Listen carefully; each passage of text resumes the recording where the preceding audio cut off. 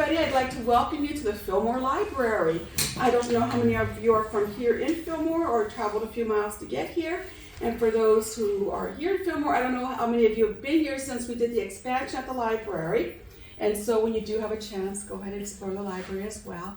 And everybody, make sure you come back and visit. But tonight is a very special night. We have Brett Battles, author, writer, and I am Yvonne, the supervisor here, staff, and we have a lot of wonderful staff. Mark Crawford is here today to have a conversation with Brett, and so we can all learn a lot more about the wonderful world of writing. So thank you for coming tonight, Brett, and thank you to everybody. It was so far. Literally around the block. Thank you. Oh, thank you for having me. It's a pleasure. All right, so just a couple of things. We have a clipboard in the back to try and find out if there's any interest in a writers group with Brett starting next year. Either a monthly visit or quarterly, or That may not be you, but maybe somebody you know who might be interested in getting involved in that. And we may just have start with just one meeting and kind of gauge interest at that point too. yes. And what else? That's really it. So if you're interested, put your information on the clipboard, and we'll just start making a list of people. So for anyone in this room who might not know Brett, I'm going to read a quick bio of him. Brett Battles is a New York Times best-selling and Barry Award-winning author of over 45 novels, including the Jonathan Quinn series and its Nightman spin-off, the Project Eden series, and the Time-Bending Rewinder series. He's also the co-author with Robert Gregory Brown Of Ojai, who lives in Ojai. of Ojai. Wow, okay. Of the Alexandra Poe series, and he has been given the honor of continuing the late Stuart Woods' Stone Barrington and Teddy Fay series. He's a member of the Mystery Writers of America and International Thriller Writers. He lives in Fillmore, and so everybody, Brett Battles. Thank you for having me. Okay.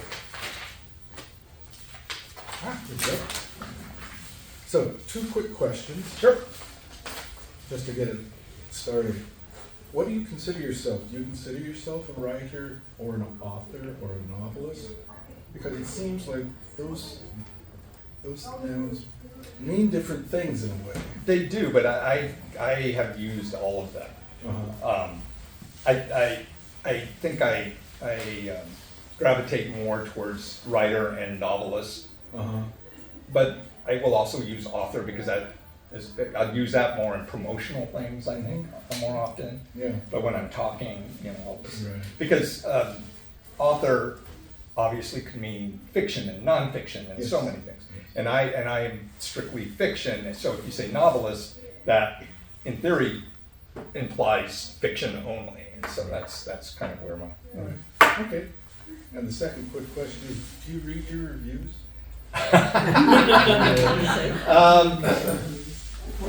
Not a little bit. A little bit. And it's usually in the first week or 2 or maybe 3 of a book release, when a lot of the people who like your work anyway are putting up reviews, so that, the minute I see a bad review, it's like, okay, I've had enough. I don't want to read it. Because those are you can read, 100 great reviews, and you read one bad review, and that's the one that sticks in your head. I mean, there are reviews I got 15 years ago, just one guy sending me an email or something, and it's still there in the back of my head. That's, yeah. I don't obsess about that or anything. Now, again, some of you in the audience may know this about Brett, but for those who don't, you've known you were going to be a writer since you were a young boy? I distinctly remember being in 5th grade, around 10 years old, and knowing that I want to write books, because I really I love to read. Right. My parents, who are here, my parents are big readers, and so I learned from them to read very early. And I had a great 5th grade teacher who would read to us every day right after lunch. And it was like one of the best things ever. Yeah. And I just said, I mean, I didn't know what it entailed, Yeah. but I knew I wanted to tell stories. Because I loved reading so much, I wanted to make up my own stories on top of that, Right. yeah.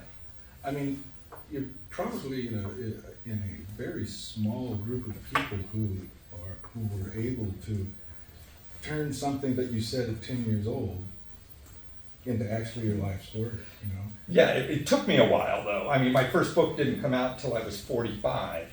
So I had a whole other career in the middle there. Right, right. Although I did on and off, I was writing, there were years I wasn't writing because you get sucked into doing other things in life, but I would always come back to it and do it. And I finally just put my mind to it and said, if I'm gonna get this, I need to really put my mind to it. And I just, every free time I had, I worked on it until I finally sold the book, yeah. Yeah, well, that leads us to, a very interesting question, which is, you've written your first novel. Mhm. Then what happened? I mean, because Right, no, I actually have a pretty good story. And we should take it back even more. I actually wrote my first novel and it didn't sell. And then I wrote another novel and it didn't sell. And then I wrote a third novel. And let me also take it back something else. That first novel was like an urban fantasy kind of novel, which is like a mix of fantasy within just a regular real world setting. The second novel was a modern day science fiction. My third novel was a spy novel. Yeah. And then my fourth novel, which I wrote after I finished the third novel and I was sending out queries on the third novel, I started writing my fourth because I had a really good mentor for a while, and he always stressed that if you're going to be a good writer, you write. So even when you're querying and you're trying to sell something, you start the next one. You don't just wait. A lot of beginning writers tend to write their first one and then they concentrate on just trying to find somebody to sell it to. But for me, it was always, okay, I'm done, now to the next one, while I'm still trying to do the things. So I sent out the queries on the third book, and then I started writing the fourth, and it was on a year, and I was not getting any hits on that one, so I'm thinking, okay, this is it. And that mentor I mentioned unfortunately passed away. Yeah. And at his funeral, we used to have this writers group, and at this funeral, one of the other writers that I used to be in the group with was there, and he had gotten a book published through the small press in Los Angeles. Yeah. And he said, send your book to them, I'll tell them it's coming, they're really good guys. And so I sent my book to them, and months and months and months and months went by, and I didn't hear anything, and I thought, okay, well, that's not going to be the book, that's another book that's not going to be it. And I'm finishing the edits on the fourth book and thinking about what I'm going to write after that. Mm-hmm. I'm actually literally at a Starbucks in Los Angeles on Wilshire Boulevard. I don't know if it's still there, but I remember it. I was working on it. I got a phone call, and it was from this guy named Jim at Ugly Town Books, was the name of the imprint. And he starts talking about my book and how he thinks, oh, well, we need to like do this and this and this and that. And I go, wait. Are you saying you want to buy my book? And they say, yeah, we want we're going to get it. And I do not remember any more of the conversation. Do not. I just know that I finally sold my book. Now, that all sounds great. I've sold my book. Small publishers aren't going to pay a lot when you do it, and you're not going to get a big run, but it's all right. I'm getting a book out. That was in January. In August, and they wanted to fast track it and bring it out the next fall, like in October, November. In August, they ended up going bankrupt because one of their distributors went bankrupt and didn't pay them, so they couldn't. Wow. So it got canceled. So it was like almost going to be like nothing. But they had a contact at Banham Dell, which is an imprint of Random House. So, you know, you have Banham Dell and Putnam and Ballantine and all these Doubleday, all these things are like imprints under bigger umbrellas. A lot of them now under Penguin Random House. It's a big one now. So they have contact, said, well, we'd like to send your manuscript there and see if they'll do it. And so they sent it to an editor there. And then I got a call while I was at work. And I spent like my whole hour at lunch talking to this editor at Banham Dell. And then they offered me a 3-book deal to go with them. So I went from this tiny publisher to like one of the biggest publishers in the world before even my book came out. So it was very lucky. Without an agent. And I had no agent. In fact, I didn't get an agent for, probably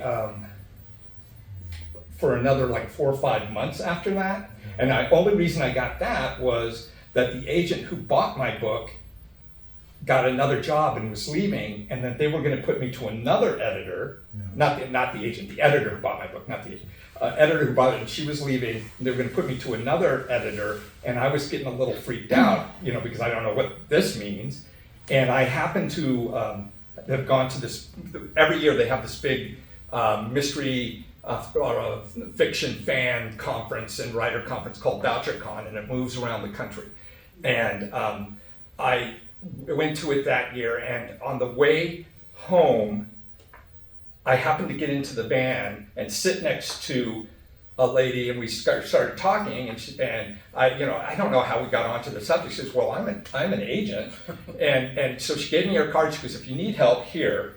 Actually, I think that happened before all this other stuff, so I already had her card. Yeah. So immediately when I realized that something was growing, I contacted her and said, would you be interested in representing me? And she said, well, let me read your book first, of course. So I sent it to her, and I said, it's already sold. Within a few hours, she said, absolutely, I'll represent you. And which was even better for me. I mean, it was a really nice commitment, because since I had already sold those first 3 books, she doesn't get any commission off of that, but she's still representing me through that. And then, things after that she did, but she was willing to commit that at that time. So that's how The Cleaner, which is my very first book, was the 3rd book I wrote, and the one that came out in 2007. My first book in my Jonathan Quinn series, which now has 16 books in it, I think, something like that. So, wow. Yeah. No, the thing that impressed me right off the bat is just how prolific you are. I mean, you don't seem like you're very old, for one thing. You must have just started straight out of high school. Again, first book came out when I was 45, so, or sold when it came out when I was 45. But and that was many years ago. There's a quote from, I believe it's Mark Twain, who said, "Give it 5 years, and if nothing happens, then chop wood for a living." Right. Well, I had a job, so it wasn't like I was going to stop it, but I was just going to write until something happened. Yeah. Because if you're a writer, if you're a real writer, and you want to write, you're not just doing it to sell one book and then to be done. There's a lot of people who will say, "Oh, I can write a book," but it just seems like too much work. And I go, "No, you don't. You don't really want to write a book. But even if you do, you're going to just write that one. If it doesn't sell, you're out. You don't care." But the writers, the Michael Connellys, the Stephen Kings, the all of us who are way below them, we want to write. That's just what we do. That's kind of in our DNA. And so we're going to just keep writing, whether it's we sell it or not. It may be disheartening, but what's his name? Holden Caulfield, the Catcher in the Rye. Salinger. Thank you. He never put anything else, or put very little else out after he published that, and yet from what I understand, he kept writing. All the way till when he passed away. Yeah. You just can't stop, so you just do it. Right. Yeah. And as far as my productivity, it was more. writers write at different speeds. Everybody does their different jobs at different speeds. That doesn't mean any one speed is right, any one speed is wrong. Everybody just does what they do at whatever particular speed you do it. I happen to be able to write fairly fast, or I used to be able to write a lot faster than I do now. How many pages a day in your? Well, it's I used to. I would go by word count, but I used to be able to do like 4,000 to 5,000 words a day. This was several years ago. Now I'm more in the 2 to, if I'm lucky, 3,000 words a day, or 2,500. I mean, I'm shooting for 2,000 to 2,500. Some days I walk out with like 400 if I'm just not feeling it. But I can't afford to do that too often because it is my job, so I need to write, even if I'm not feeling the inspiration. Right. Because if I get stuff on paper, I can always come back and fix it later. So, Yeah. and it just needs to keep me moving on. Okay. You want to talk about your Stuart Wood? Oh, sure. Okay, so I don't know if how many of you know who Stuart Woods is. Some of you may have heard of Stuart Woods. He was a very prolific author who he's got a pretty large fan base that has very diehard, very invested in his series. His main series is the Stone Barrington series, which is it's now 65 books out, a 6th is done but going. But when he passed away, he had 63 out with half of the 64th already written. But how I got involved in the first place is he has a spin-off series from his Stone Barrington series, which is his Teddy Fay series. Now, Teddy Fay is a former CIA agent who now is living incognito as a Hollywood producer. So he's taken on a whole second life, but very few people know who he used to be. But things happen, of course, right? As they do in any kind of book. And so he, on that series, he always has had co-writers. They were looking for somebody to do another one, so they came to my agent out of the blue. I was not expecting this at all. I'm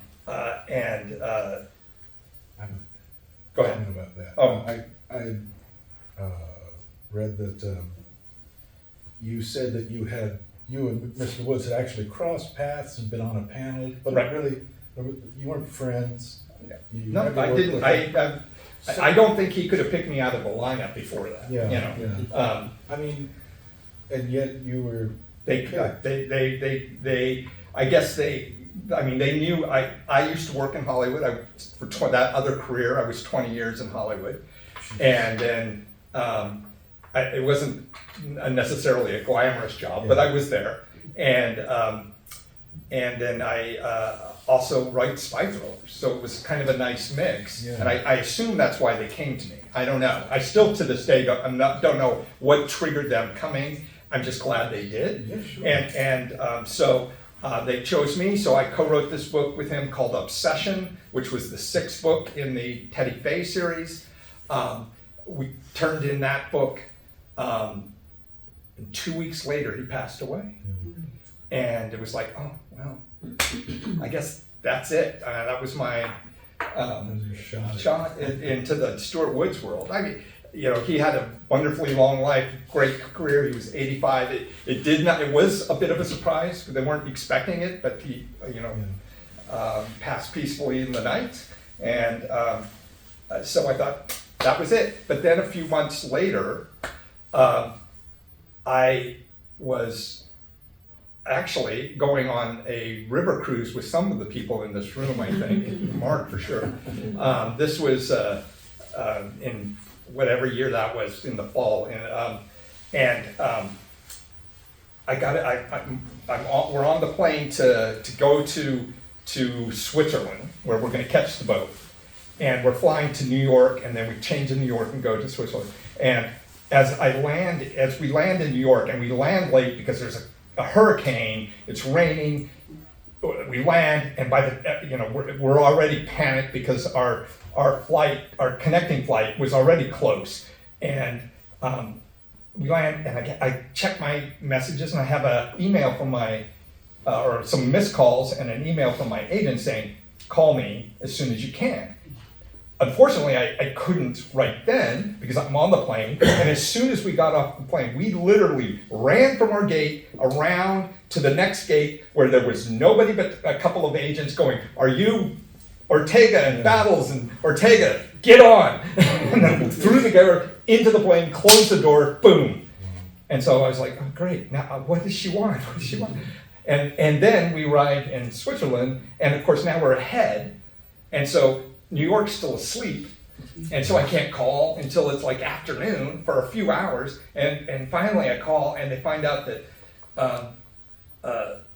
the Stuart Words team had called, and he had started his next Stone Barrington book and was about halfway through it, and they asked me if I would finish it for them, and you have 2 months. And I go, and I'm already just starting my river cruise, right? So I'm going to be gone for 2 weeks anyway. So that was, it's like, okay, yeah, I'll do it. And that was Near Miss, which is the 64th Stuart Woods book. And that came out, I guess it would be 2 summers ago. And then they said, well, we'd like you to continue both series. And so now I am the author of both series now.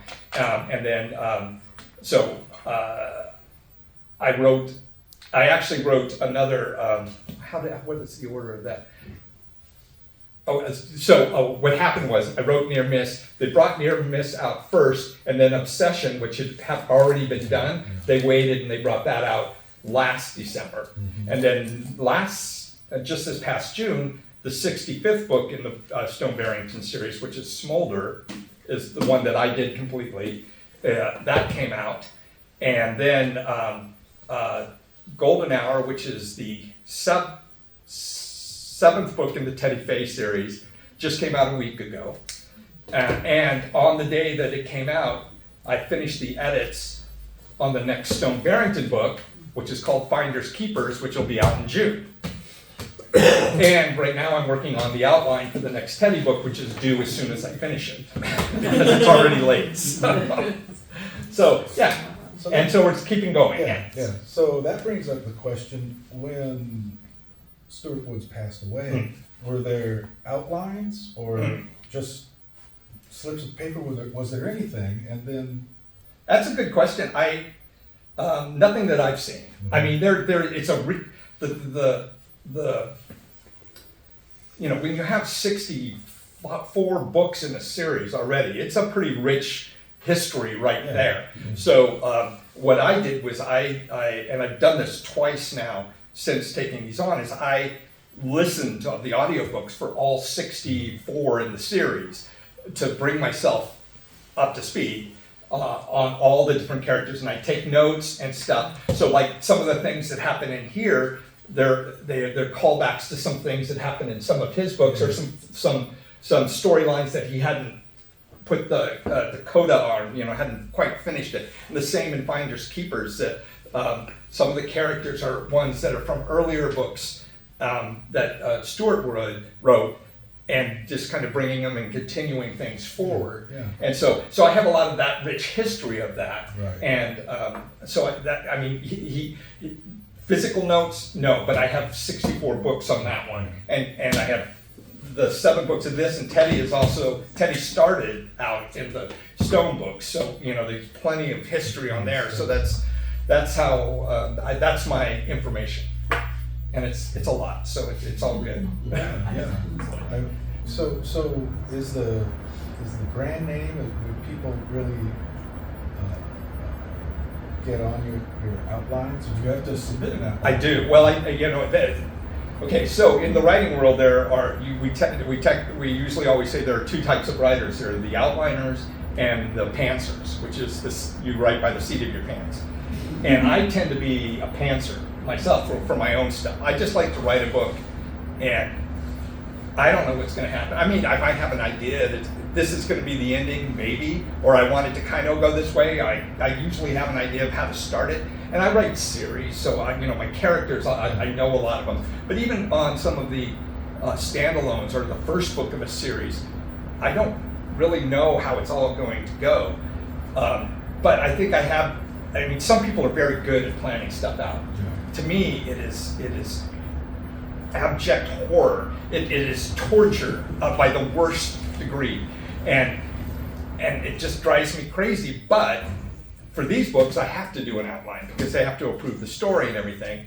And I'm, like I said, right now I'm working on an outline right now for the 8th book in the Teddy series, and so my brain rot is high at the moment, but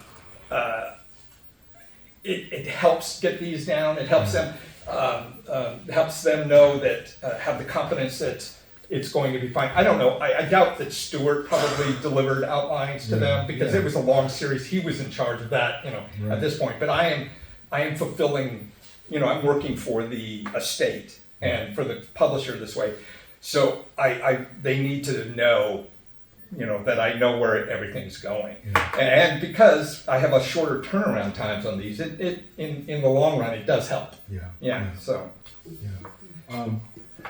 Pantser versus outliner.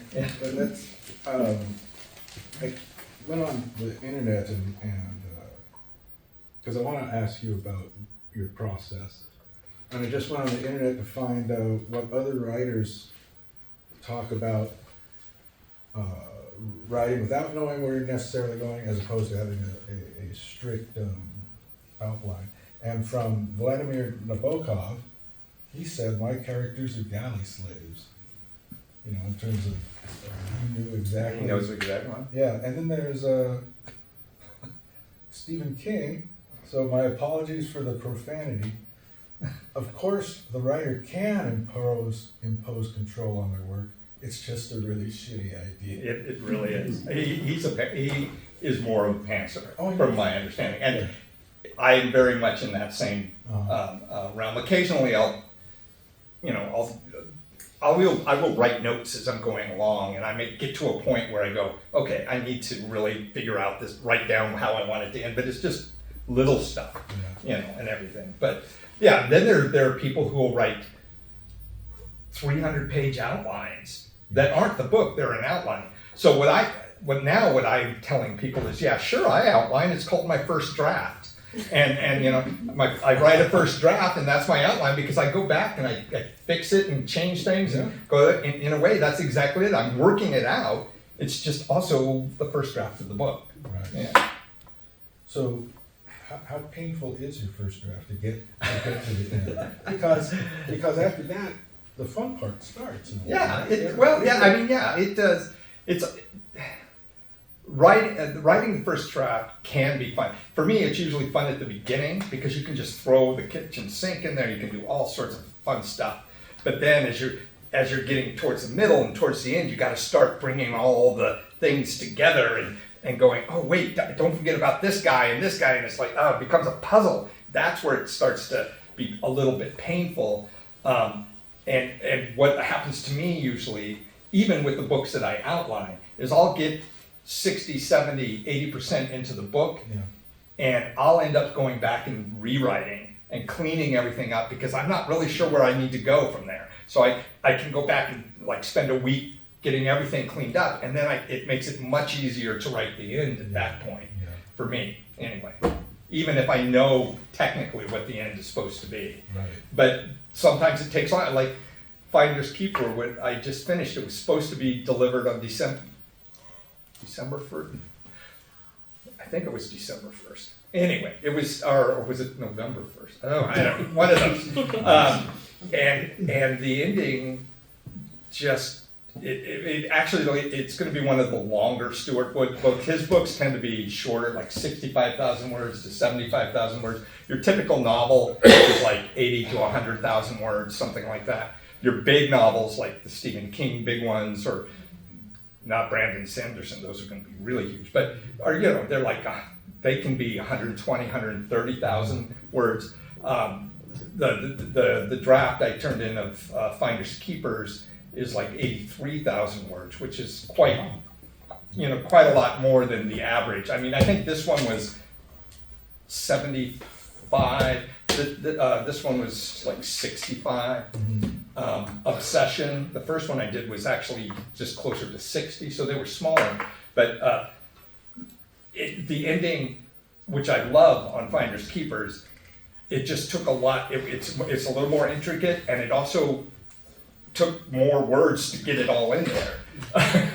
Just because there was a lot going on. It's a lot of action and everything. So is there a length that they ask you to stick to? I think they always put something in the contract, and then nobody ever thinks about it after that. I mean, it's the same even on my own books. They would say 100,000 words, and I turned in books that were anywhere from 85,000 words to 110,000 words. All they want to do is know that you're going to have a full novel in there. Stuart Wood's, if you have never read a Stuart Woods book, his style is much. He doesn't go. It's a breezier, more fun style. There's a lot of comedy. It's a lot of dialogue. Very little description. It's bare. It's like this, boom, boom, boom, boom, boom. And my books tend to be a little bit more, have more details in it and everything.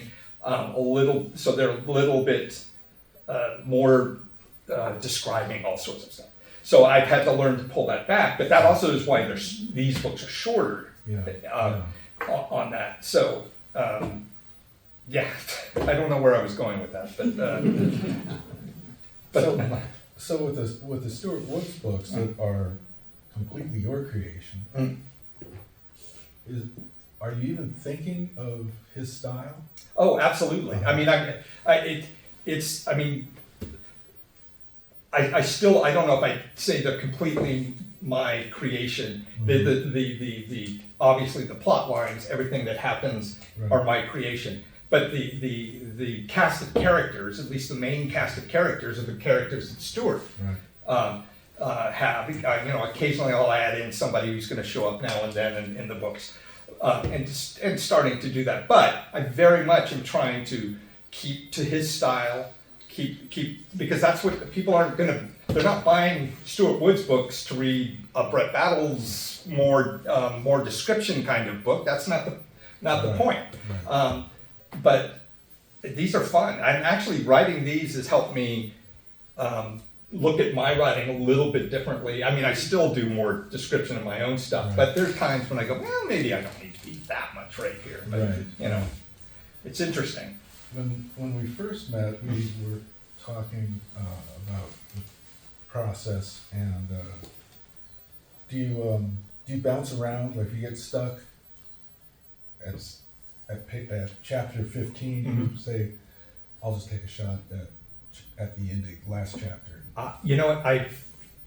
There have been many times I've thought about that, and I don't think I have ever done that. Yeah. What I will usually do, if I get stuck, it usually means I need to go back and rewrite everything just to kind of clean things up and give myself a fresh perspective of the story. Or just take a day to think about maybe what comes next. That doesn't happen too often. There are people who are very good at breaking down stories, saying, here's the first act, here's the second act, here's the third act, here's how your story arcs and everything. I can't tell you about any book I've ever written. I don't know that stuff, but it's just what my brain does. It's ingrained. It just comes naturally. That sounds braggy. I don't mean it braggy, but it's just the way I wish I could say, oh yeah, well here's this. Talk more stories. It would be easier to try to show people how to do it if I could pull it apart like that. But I know, for me, it's more, I know something is working if it's working. If it reads well, if it's getting me to where I need to go. And then after, I've written a lot of books, so I know how the story's going and everything. So when you go for that walk or do something else, you're also letting place where you're stuck, kind of, Just mull in the back. percolate down Or, into or try to just not think about it for a while. Yeah. Absolutely. Do you have a lot of luck with that, just in terms of sitting down and saying, hey, okay? I mean, definitely. A lot of times what'll happen is I'll wake up and I'll go, oh, I should have done that. Yeah. And then I'll go back and fix it up, in the morning. If I'm on a walk and I'm not listening to something else, I can think about that stuff. Mhm. Although walking or doing anything other than writing or stuff, I'm usually listening to an audiobook. So, which also can be inspirational too. Yeah. Not that I'm stealing someone's idea, it just may free up my mind to make the connections I need in my particular story. Right. Do you want to take some questions? Sure, I mean, if people have questions, we could be out. Yes. Yes, ma'am? Me? No, how do you come up with the ideas? Like, does it just come to your head, or does something like spark it? Do you have an idea that you like have for a while that you write down and then get back to it? Like, how do you start with your creative process for like books that you come up with that are just like your own and stuff? So for those of you who don't know, this is my daughter, Hi, Kara. guys. Multiple things. Things will just come to me when I'm doing whatever. And the thing that I do most is I send myself an email.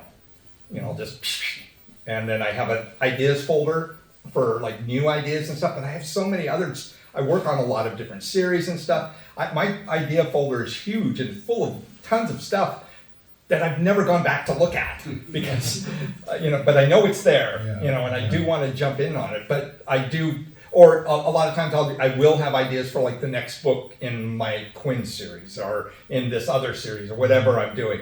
And those I'll email myself, but then I'll put it into, I have specific folders for each of the books. So I know when I come to the next book, oh, I already have ideas here and everything, so. Someone else? Yes. I thoroughly enjoyed the Cleaner series. That Oh, was thank you. such good fun. I appreciate that. How do you get so close and involved with characters and then have it be over? Do those characters become your friends? Do you think about them, like what happens in their lives, or? Sure. I mean, I think that's why I write series, is because, the thing that used to always drive me crazy about growing up in the 70s and watching television and even into the 80s was that every show you watched reset the next week. And I wanted, these things happened this last week. What happened to Richie Cunningham's friend here? Why is he not in the next episode, And I like to see what happens next, and that's why I like writing series, because I can see what's continuing. Like you read the Cleaner series, that their lives go through all sorts of things, and that series is not over yet, and I guess my answer is I don't let go. I keep writing them as much as possible. It's because I can't, I like to know what's next. Yeah, what's next. Yeah, sure. Since you led into that, I kind of really want to know what happened to Alexander Poe's mom. Okay, so, right, all right. Rob and I, this is the series I write with Rob Brown, who lives in Ojai. Yeah. So part of the thing is trying to get our schedules to line up. Part of the thing is that series unfortunately didn't really have the audience, so freeing up our schedules, we also have to think about paying the mortgage, and so we talk about it at least 2 or 3 times every year. We really got to get back and do this. We really got to do this. Rob is, I think Rob has a little bit more time now. He's semi-retired at this point, but I just gotta. I'm sorry, Jan. That's where I text him, you killed Quinn's sister? What? No, asked no, the no. same question. Yeah, well, you know. Here's a question I over won't here. embarrass you, I Oh. promise. This is my mom, everyone. I promise you I wouldn't embarrass you. I always thought it was interesting, you said when you were writing that you would take it up to say something was gonna happen big or something, and then you go to bed, you wouldn't finish the actual thing. I used to, Yeah, I thought I that was actually, interesting. that's a really good trick for, I used it more when I was starting out in my first several years, was that if I'm writing, I would take a break, or I'd call it a day in the middle of an action scene, so that the next day when I start, I already know, I mean, I'm like right back into it, you know, as opposed to, oh, I finished that chapter, now I have to start a new chapter. I may know what I want that chapter to be about, but now I have to think about, well, how am I going to start it? Who's going to be in it? What's the actual stuff? Whereas if you stop a chapter, you know, like in the middle of the chapter, in the middle of the scene, and you kind of know, and I'll like jot a few notes down. I'll still do that to some extent, but it's more because I'm just tired and I don't want to write anymore on that particular day. But I'll say, okay, right here in the middle, and they'll say, this happens, this happens, this happens, just real quick notes, and then the next day it's just really easy to jump in. And that was very helpful when I was first getting going, doing that. And I do it a little bit now, but not nearly as much. But it's a good trick. That's a really good trick. I didn't know I could do that. Very nice. Very nice. Anyone else? Oh. Yeah. Two questions. You always hear people going to school, they leave high school, they're going to college, they're gonna become a doctor, a lawyer, whatever, and they graduate with these degrees. Is there an actual curriculum for an author? Well, I mean, it's an English degree. There are writing programs. Some very famous schools. Iowa. Was it? One of the universities there has a very prestigious program for that. A lot of times, a lot of this is not exclusive. Don't take this as me just blanketly saying anything. But a lot of the people who go through that tend to be the writers who do more of a literary type novels and everything, or they start out that way, and then they may start genre writing after. A lot of your genre writers come from all sorts of different things. I mean, look at all the lawyers that are writing thrillers and mysteries, and the doctors who are writing thrillers and mysteries. I'm kind of like an oddity that I'm not one of those. I'm sure my parents would have loved it if I was a lawyer or a doctor, but there is, but it's writers come from all sorts of different places. Lot of former police officers, FBI agents. I did an event last week at Poison Pen Bookstore in Arizona, in Scottsdale, and I was with the people who are now writing the Tom Clancy books, and they're all former military officers. Most of them were were Navy. There was one guy I think was Army. But like one was a former submariner, one was used to work in intelligence, so they're bringing their expertise to that, but they're also writers, you know. So we come from all sorts of different things. Second question, maybe not quite so intense. A series. Yes. Do you have to start at the first book, or can somebody jump in on the 10th book? It depends on which series you're talking about. Okay. On these, I think you can probably jump in. I mean, you don't want to read all 60 books necessarily to get to this, or you might. Some people like doing that.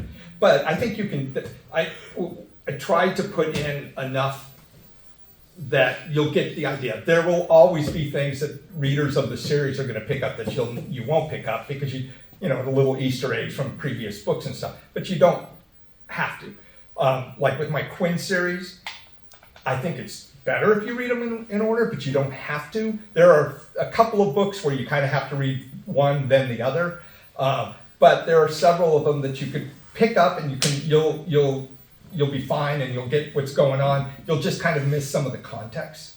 And I think that's true for any series. I mean, even like the Kinsey Millhome, the A is for Alibi, B is, that whole series. Each one, you could pick up any one of those books and read the mystery, but there was also still an arc of the characters' lives going on that you're not going to pick up if you just pick up it. But that's up to you. And if you pick up a book in the middle and you really like it, you might say, "Oh, I think I want to go back and read everything." So I wouldn't let the size of a series dissuade you. That said, if you're into like reading fantasy or science fiction series, sometimes you got to read them from the beginning because that's a whole other thing. Is continuing stories. Yeah. Yes. Do you have any books set in Fillmore or the area? I not yet, but I do have a character from Fillmore in this book. And did I mention them? No, I don't have it at this point. But yeah, I mean, definitely is something that will be happening in the future. I have an idea for a series set in Fillmore. Which will be fun if I ever have time to write it. But. Is the character who's from Fillmore based off of anybody or just a conglomeration? It's, I know a lot of writers like to base their characters on people that they know or have come across. I very seldom ever do that. I think it's all just a conglomeration of people I have known without me even realizing it. I will use a lot of my friends' names in my books, or combine two names and everything like that as kind of a way of saying hi to people if they ever pick up the book and they'll see their name. Oh, hey, all right. But no, the character in this book is not anyone specific.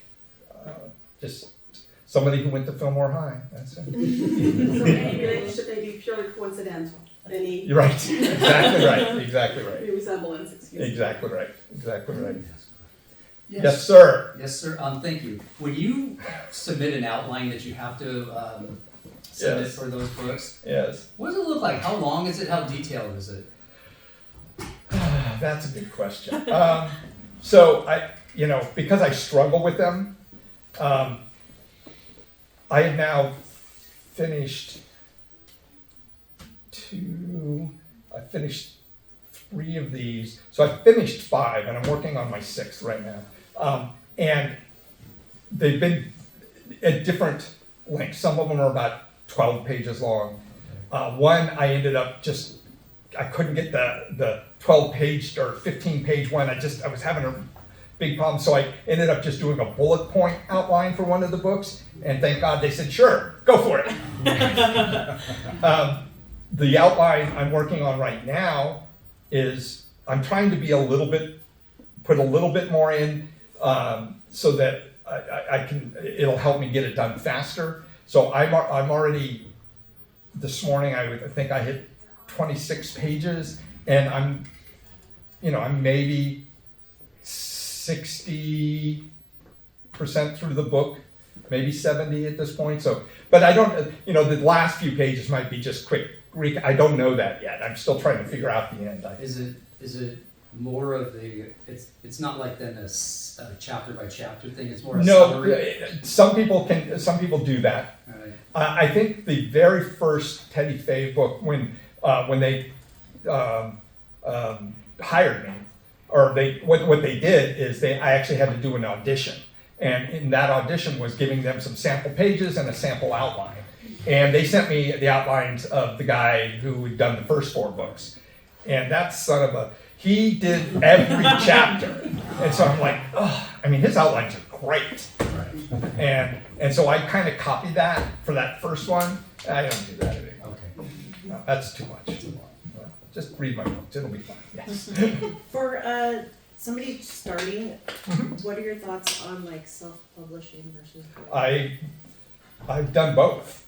The majority of my books I've independently published. And I've been full-time writing full-time since 2008. And I started my first 5 books were with Random House, and that was from 2007. The last one came out in 2012, but my contracts were up at the end of 2010 because I'd already written everything. They just hadn't come out yet. And starting in 2011, just for everyone who knows, prior to ebooks coming out, self-publishing really wasn't really anything more than like vanity publishing, because you just couldn't get your books anywhere. You're just trying to print your books so that you think you're going to do something with them, but they'll just end up in your garage because the bookstores aren't going to take them, and you don't have the distribution system or anything like that. That has changed with the advent of the Kindle and the Nook and the Kobo Reader and all these other things. And that started opening up around 2008, 9, and into 10, and then I started doing that in 2011. So I went from being with Random House to being independent, with the exception of 2 books in like 2017, right up until they hired me to do this a couple of years ago, and I made more money doing it that way than I made at Random House. But that said, it's not easy, and I got in when it was in the early stages, so that helped. And there are many tricks and stuff to do it. I mean, if you're interested in writing, you should sign up for the writers. I don't know if you heard the announcement at the beginning. We're going to try to maybe start, if nothing else, at least a writers one-time meeting group, but maybe something a little bit more monthly, where I'll answer questions like this that are more specific like that, and I can get into the nitty-gritty details about that. I think it is an option. I think it's still good to try to get a traditionally published novel, but that's not always going to be the way. But there are certain things that are going to give you a better shot at being successful. Doesn't mean you will be going independent, but there are things that would help position you so you could be. Like anything. Even if you go traditional, you don't know if you're going to be. It's like they throw the spaghetti on the wall, and you never know what's going to stick. So. But you should sign up if you're interested. Because we're going to meet at least once, probably, right? Next month. So talk about just people who are interested in writing and stuff like that. Which, by the way, again, if you guys know anybody who might be interested, have them contact the library or whatever. Any other questions? No? All right. Well, let's see. Oh, wait, maybe you do. Maybe I do.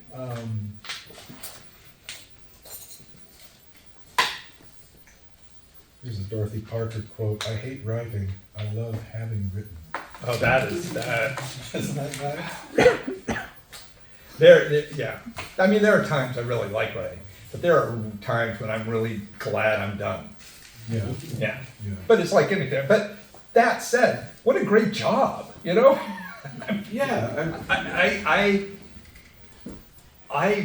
The reason I wrote so much and I when I went independent and all that stuff was because I had, after my first 2 books came out, I got a contract that allowed me enough money where I thought if I was careful, I could live for 3 years and give it a shot. Yeah.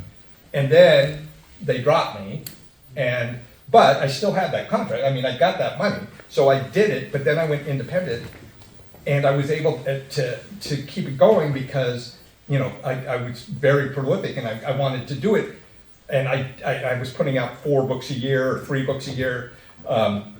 But I did that because I didn't want to go back to a desk job. I wanted to write. It was fun. I was, got to sit in cafes all day and write and stuff. There's nothing wrong with that. It's a pretty, these days I write early. I'm the first person at the coffee shop at like 5 or 6 a.m.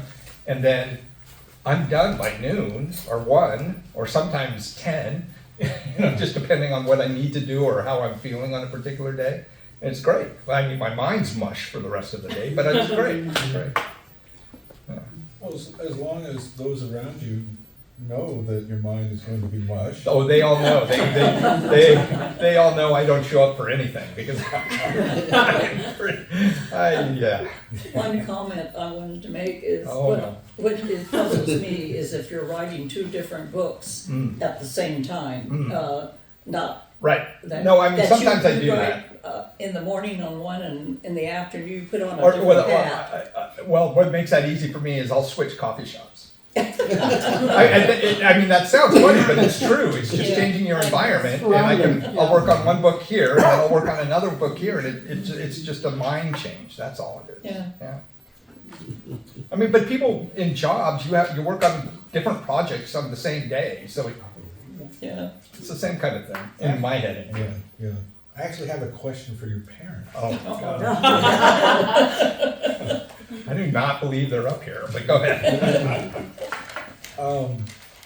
Was there ever a period where, before that first one got published, and you're working and you're using your free time to write, was there ever like, I'm gonna be a writer, and you'd say, that's very nice, dear, and just, You mean humor? Did you think I was gonna make it? Yeah. Yeah, please tell us. Well, Sorry. Go ahead. well, I remember when he was in grade school and that, when he was writing some of those, I read some of them, and I was quite impressed with how well he wrote them.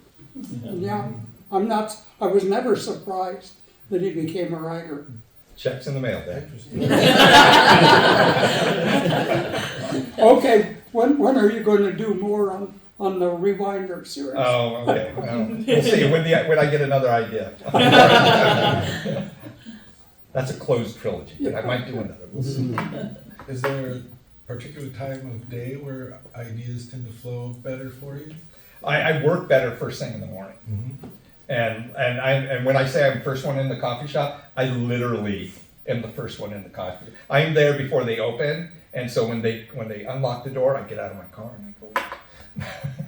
Right. And then I just work. Everybody has a different time of day when they work better. Some people just they need to ramp into the day, and I get that. I've worked with tons of people like that. For me, I like to get it done because as the day goes on, I drop off. And so get as much done in the morning so that I don't have to worry about the drop off later. Or in later in the day, I might do business type stuff, answering emails or any kind of promo stuff I might have to do or something like that. But stuff that's not story based.